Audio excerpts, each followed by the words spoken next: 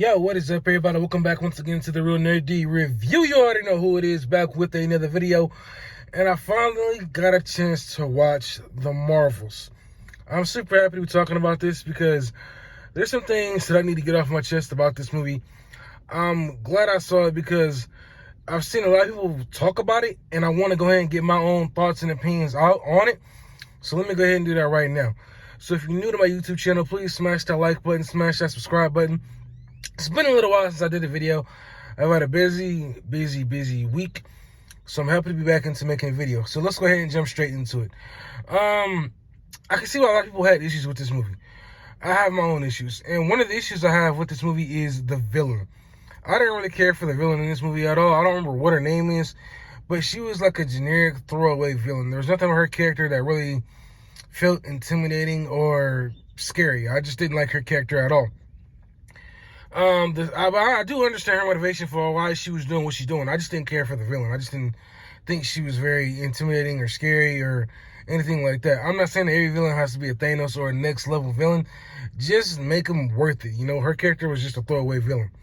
So the second thing is, I didn't like the part in the movie where the girls, Monica Rambeau, Captain Marvel, and Miss Marvel, had to go to the planet where the planet's language is singing. Like, that's basically how they talk. They sing everything out.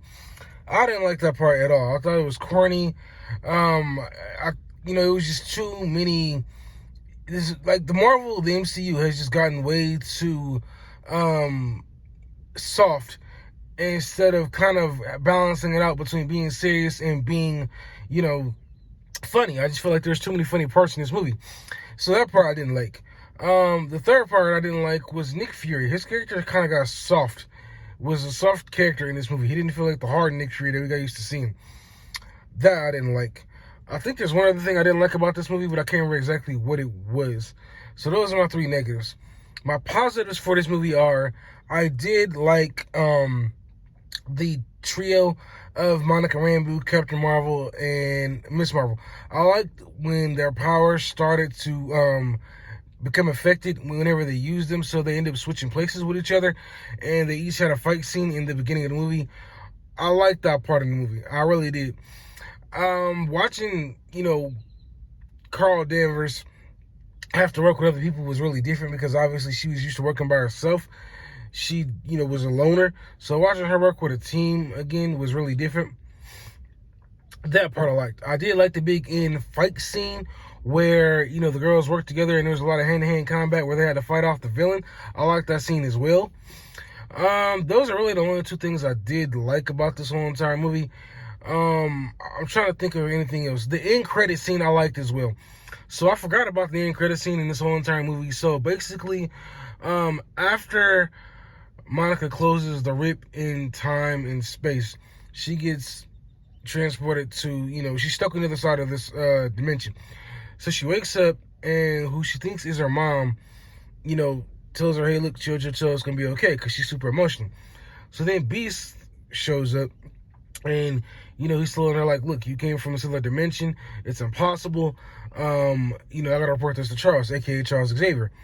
And so the girl stands up. She takes off her, her coat or whatever, or coverings, and she reveals that she's wearing a suit. And the movie ends. Not before she asks her, who are you? So obviously she's not in her world. So it basically points out that the X-Men were in a alternate world, alternate universe, and they haven't been in the MCU. So that explains why they haven't been helping out with anything that's been going on with Thanos and all the other big issues that the MCU have had. So, aside from that, that was really the end of the movie. I mean, I thought the movie was okay. There was really nothing about it that really blew me away. I could see why a lot of people didn't care for it. It was okay, but there was nothing about it that was really great or good.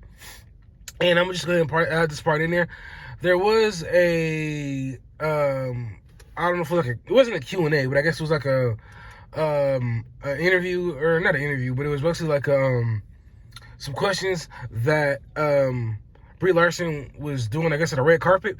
And I guess she got asked about, will she be sticking around to play Captain Marvel longer, and she, I guess, basically gave like a vague answer, not too different from what she gave like a while back ago when she was asked whether she was going to stick around or not, and everybody was speculating about her sticking around or not sticking around, you know what I mean? So I don't know, we'll see, we have to wait and see how it goes. But overall, this movie to me was okay. I give it a 6 out of 10. I'm glad I finally watched it just to kind of get the monkey off my back. I'm trying to think, is there anything else about this movie that I did or didn't like, or any other negatives that I had? And there's really nothing else about this movie I could say that I didn't like or did like about it. It was just an okay movie, 6 out of 10. So y'all go ahead and let me know in the comment section, what did y'all think about the Marvels movie? I know there was a lot of drama beforehand because of the fact that the movie was called The Marvels instead of Captain Marvel 2. So yeah, there's that. But again, 6 out of 10. Push your comments down below. Let me know what y'all think. I'll catch you on my next video. Peace. I'm out.